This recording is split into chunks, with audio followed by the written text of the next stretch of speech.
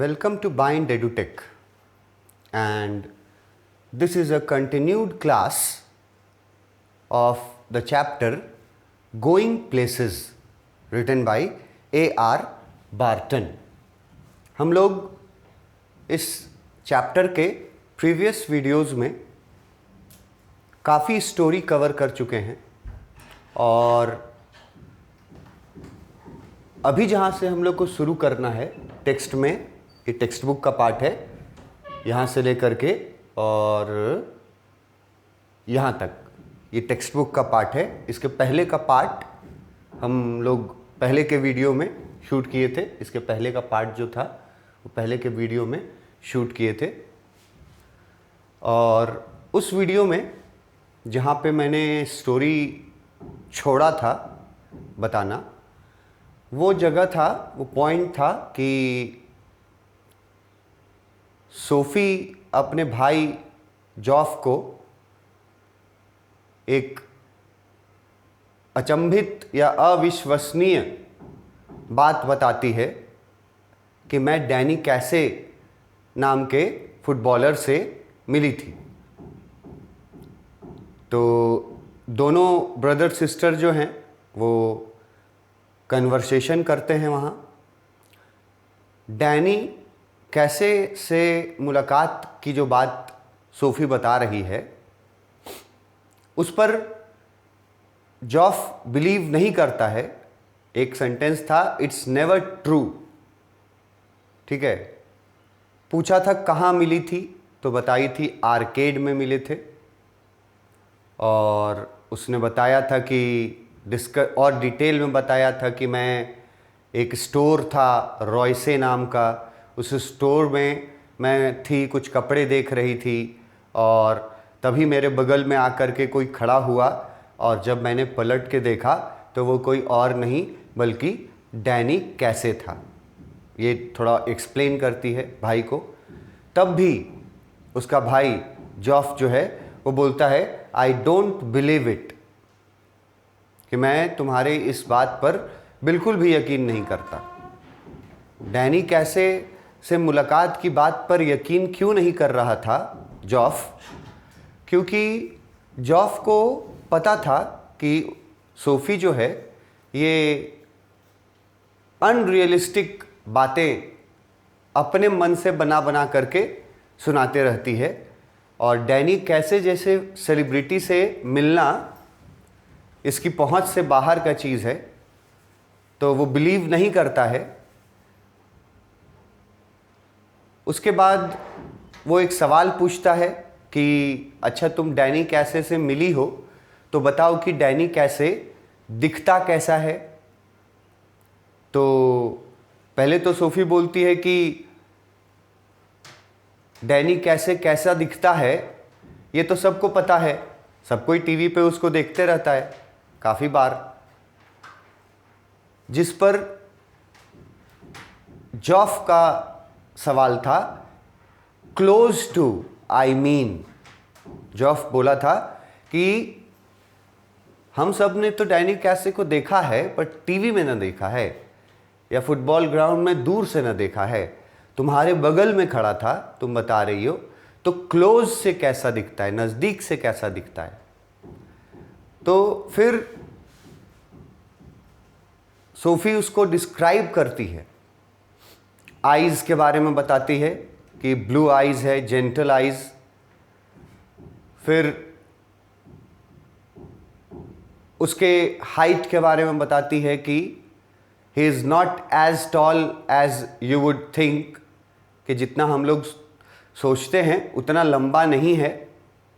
और आगे बताने वाली थी और आगे कंटिन्यू करने वाली थी, तभी उसके फादर आ गए थे उस रूम में, है ना। वॉश्ड वर्ड यूज़ किया था, जो हमने दो मीनिंग निकाला था, एक हाथ मुंह धोना और दूसरा नहा करके आना। तो उसके फादर जो थे वो उस रूम में जैसे ही एंटर करते हैं तो सोफ़ी जो है वो बोलते बोलते चुप कर जाती है, चुप हो जाती है, क्योंकि ये बात वो सिर्फ अपने भाई जॉफ तक ही रखना चाहती थी। तो फादर के एंट्री के साथ जो सोफ़ी है वो चुप हो जाती है। फादर आते हैं, टीवी ऑन करते हैं, अपने चेयर पे बैठना जाते हैं तो देखते हैं कि चेयर पे लिटिल डेरेक का एक जूता रखा हुआ है। तो जूता उठा करके, चेयर से उठा करके थ्रो कर देते हैं सोफे पर उसके फादर।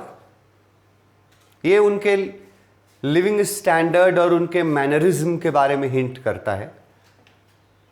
थ्रो कर देते हैं सोफे पर। फिर टीवी ऑन करते हैं, टीवी देख रहे होते हैं, तभी अनएक्सपेक्टेडली जॉफ जो है वो सोफ़ी द्वारा बताई गई बात अपने फादर को बोल देता है कि सोफ़ी बोल रही थी कि वो डैनी कैसे से मिली थी और आर्केड में मिली थी, ऐसा सोफ़ी हमको अभी बता रही थी। ये सोफ़ी के लिए अनएक्सपेक्टेड था। सोफ़ी ने कभी सोचा भी नहीं था कि उसका भाई जॉफ उसका ये बात डैड को बता देगा। ये सोफ़ी ने एक्सपेक्ट नहीं किया था। तो वहाँ एक वर्ड यूज़ किया था, रिगल्ड। सोफ़ी जो है जैसे ही डैनी कैसे के बारे में फादर को बता देता है जॉफ, तो सोफ़ी जहाँ टेबल पे बैठी हुई थी वहाँ वो रिगल्ड करती है फॉर अ मोमेंट। और रिगल्ड वर्ड का मैंने बताया था, है ना, शुक विथ फियर, मतलब डर से कांप जाती है एक बार, क्योंकि अनएक्सपेक्टेड था। जॉफ के बात का फादर पर क्या प्रभाव पड़ता है? फादर जो हैं वो अपनी मोटी गर्दन घुमा करके सोफ़ी के तरफ एक एंगर वाला लुक देते हैं, बोलते कुछ नहीं हैं, ना डांटते नहीं हैं, सिर्फ उनका जो एक्सप्रेशन था वो टेक्स्ट में वर्ड यूज़ किया था डिस्डेन, और हम लोगों ने उसका मतलब निकाला था एंग्री एक्सप्रेशन। उनके चेहरे पर एंग्री एक्सप्रेशन था, फादर के चेहरे पर, और फिर वो टर्न होकर के बस एंग्री एक्सप्रेशन देते हैं और फिर टर्न होकर के और टीवी देखने लगते हैं वापस। टीवी देखते हुए उसके फादर सोफ़ी के डैनी कैसे के मिलने वाले बात का मजाक बनाते हुए अपने से जुड़े एक इंसिडेंट के बारे में बताते हैं।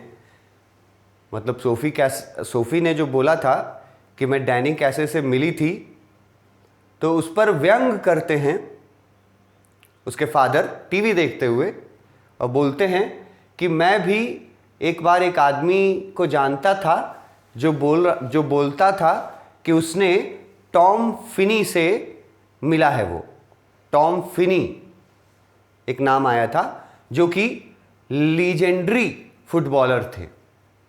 मतलब जिस समय सोफ़ी के फादर अपने टीन एज में रहे होंगे, उस समय के फेमस फुटबॉलर थे टॉम फिनी। तो मजाक उड़ाते हैं इस बात को बोल करके फादर कि हाँ मेरा भी एक दोस्त था जो बोलता था, फेंकता था कि वो टॉम फिनी से मिला है। तो जॉफ उनकी बात पर रिप्लाई करता है कि yes dad, you have told us about it, कि डैड आपने ये बात, अपने दोस्त वो टॉम फिनी वाली बात, ये आपने पहले भी हमें बताया है।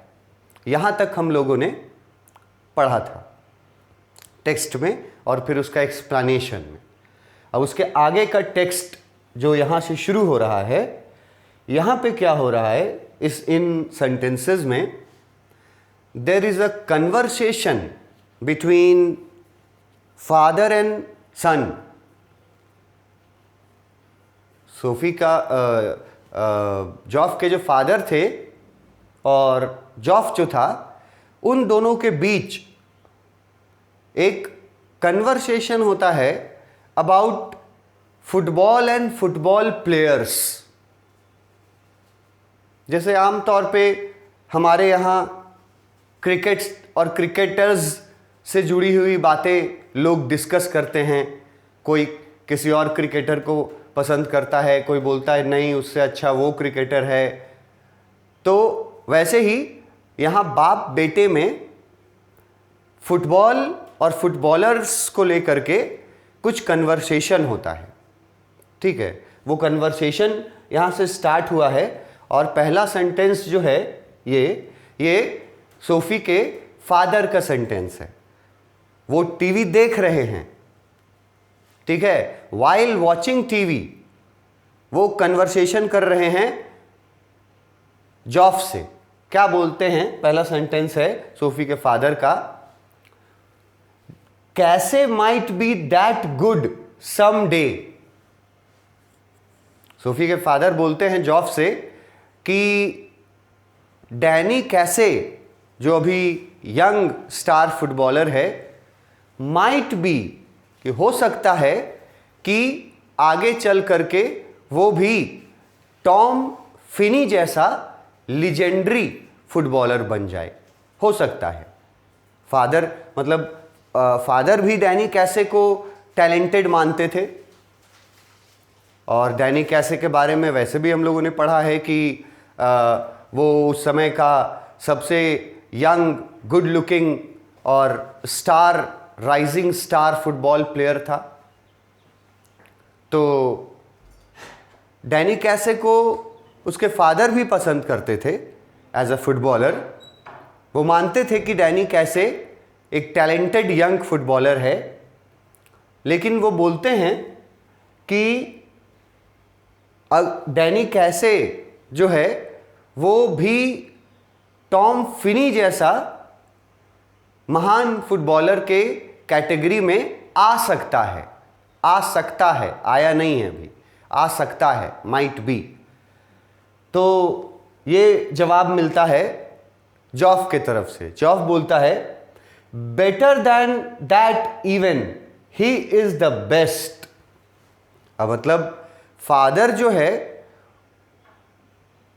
उनका ओपिनियन और बेटे का जो ओपिनियन है वहाँ क्लैश हो रहा है, ओपिनियन टकरा रहा है। फादर का मानना है कि उनके जनरेशन में जो स्टार फुटबॉल प्लेयर था टॉम फिनी, उतना लेवल तक, उस लेवल तक अभी ये डैनी कैसे नाम का फुटबॉलर नहीं पहुंचा है। अभी उस लेवल तक वो नहीं पहुंचा है, लेकिन पहुंच सकता है उस लेवल तक। इतना टैलेंट है डैनी कैसे में कि वो टॉम फिनी जैसा फुटबॉलर, लीजेंडरी फुटबॉलर बन सकता है। इस पर जॉफ बोलता है, जॉफ जो है वो ऑलरेडी डैनी कैसे को टॉम फिनी से बड़ा फुटबॉलर मानता है ऑलरेडी। वो बोलता है बेटर देन दैट इवन, कि डैनी कैसे जो है वो टॉम फिनी से भी ज़्यादा महान फुटबॉलर बनेगा। ही इज़ द बेस्ट, और बोलता है कि वो बेस्ट है। मतलब कि जॉफ जो है वो पक्ष लेता है डैनी कैसे का, कि डैनी कैसे जो है वो टॉम फिनी से भी महान फुटबॉलर बनेगा। ही इज़ द बेस्ट, ये बोलता है जॉफ। तो उसके फादर क्या रिप्लाई करते हैं? उसके फादर का रिप्लाई है, यहाँ मैंने थोड़ा बड़ा भी किया है, कुछ इंपॉर्टेंट वर्ड्स हैं। फादर का रिप्लाई है, देखो, if he keeps his head on his shoulders. अब ये एक फ्रेज है, keep his head on his shoulders. देखो ये जो है ना, ये एक फ्रेज है। इसको अगर तुम कन्वर्ट मतलब ट्रांसलेट करना चाहोगे तो फिर इसका कोई मतलब नहीं निकलेगा। हेड मतलब सिर, शोल्डर मतलब कंधा। ये फ्रेज है जिसका मतलब होता है, उसके फादर बोलते हैं कि डैनी कैसे ज़रूर टॉम फिनी जितना महान प्लेयर बन सकता है अगर if he keeps his head on his shoulders. मतलब कि अगर वो अपना दिमाग, अपना फोकस फुटबॉल पे ही दे, भटके नहीं, वो टॉम फिनी जितना महान फुटबॉलर बन सकता है if he keeps his head on his shoulders. ये फ्रेज है, इंपॉर्टेंट फ्रेज है, इस फ्रेज को भी याद रखना होगा। Keeps his head on his shoulders, इसका मतलब है कि अगर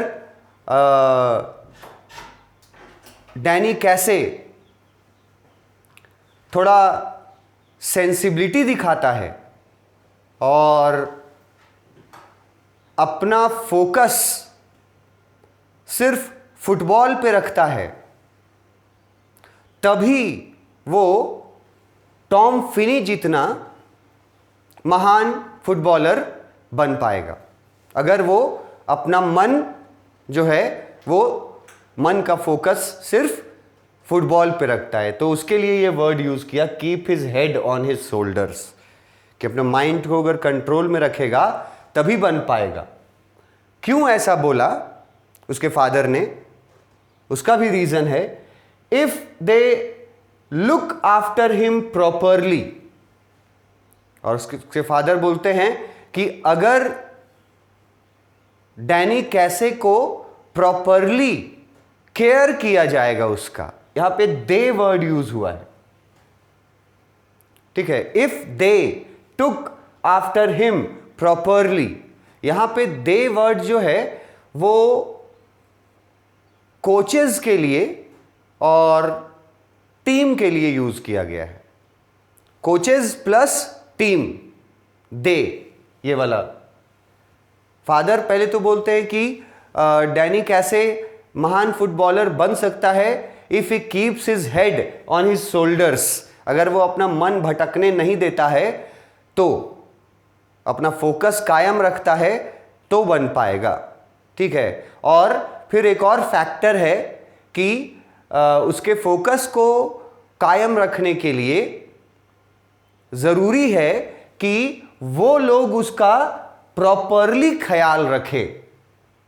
वो लोग का मतलब है, दे का मतलब है कोचेस एंड टीम।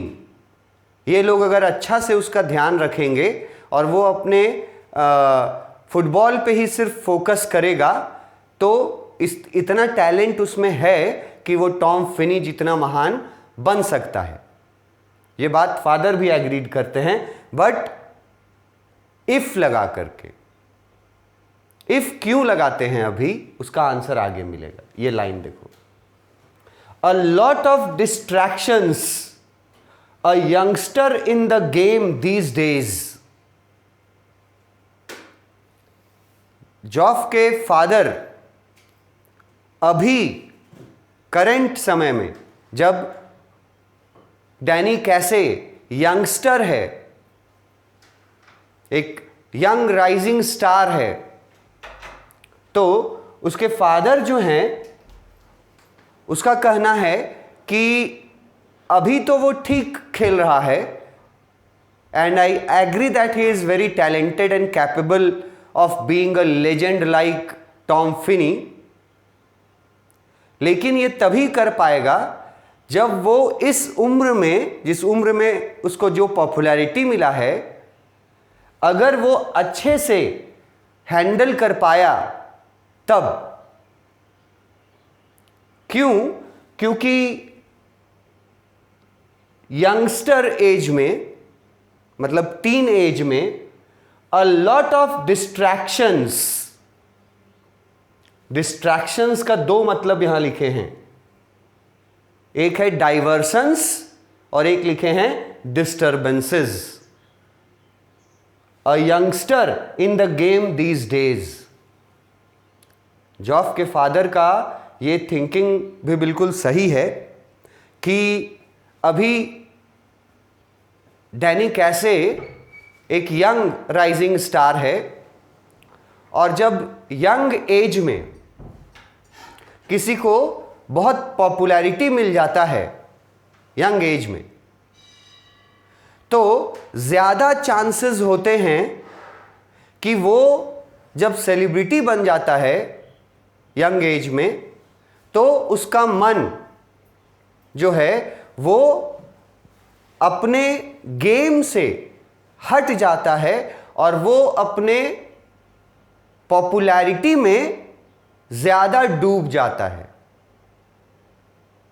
तो ऐसे कंडीशन में प्लेयर का गेम जो है वो खराब हो जाता है, मतलब कि वो अपने पॉपुलैरिटी में इतना डूब गया, जिसको बोलते हैं कि अब वो अच्छा प्लेयर है, उसको सब कोई टैलेंटेड प्लेयर मानते हैं, और अगर उसको इस बात का घमंड हो गया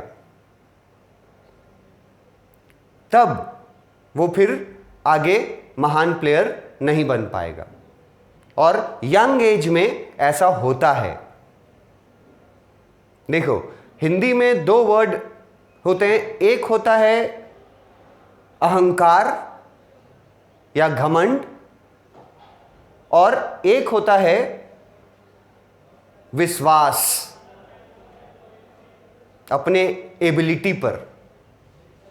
और इन दोनों चीज़ों में के बीच में बहुत पतला सा एक लाइन होता है, मतलब आप ज़रा सा भी अगर इधर गए तो आप अहंकारी कहलाइएगा,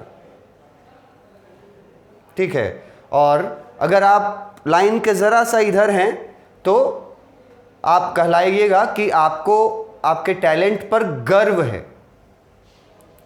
तो गर्व होना अच्छी बात है, हिंदी में जो वर्ड बोलते हैं गर्व, ये अगर है तो ठीक है, वहाँ तक ठीक है, लेकिन जैसे ही वो गर्व अहंकार में तब्दील हो जाएगा, ठीक है, तो फिर यंगस्टर जो है वो अपने खेल से भटक जाएगा। और ये जो डिस्ट्रैक्शंस हैं, जिनका मतलब डिस्ट्रैक्शन नहीं याद रहे तो डिस्टर्बेंसेस हैं, वो ज़्यादातर यंग एज में ही होते हैं। यंगस्टर्स यही लोग फेस करते हैं ज़्यादा डिस्टर्बेंस। कम उम्र में अगर कोई बहुत ज़्यादा पॉपुलर हो गया तो उसका माइंड जो है वो पॉपुलैरिटी में डिस्टर्ब हो सकता है और उसका गेम खराब हो सकता है। तो उसके फादर जो हैं वो बोलते हैं कि अगर डैनी कैसे ने अपना दिमाग सही रखा, ठीक है, और अगर कोच और टीम ने उसका अच्छे से ख्याल रखा, क्योंकि यंग एज में बहुत सारे डिस्ट्रैक्शंस होते हैं, डिस्टर्बेंसेस होते हैं, अगर इन सब चीज़ों से डैनी कैसे बच गया, तब डैनी कैसे भी टॉम फिनी जितना महान प्लेयर बन जाएगा। ये बहुत इम्पॉर्टेंट पार्ट है, ये जो उसके फादर का जो ये डैनी कैसे के बारे में जो थॉट्स हैं कि डैनी कैसे बन सकता है टॉम फिनी जैसा, लेकिन उसके लिए कुछ टर्म्स एंड कंडीशंस हैं। क्या क्या टर्म्स एंड कंडीशंस हैं? पहला टर्म कंडीशन है कि उसको अपना दिमाग अपने काबू में रखना होगा, ये वाला पहला टर्म कंडीशन है। दूसरा टर्म है कंडीशन है कि उसके टीम और उसके कोचेस को उसका अच्छे से ध्यान रखना होगा।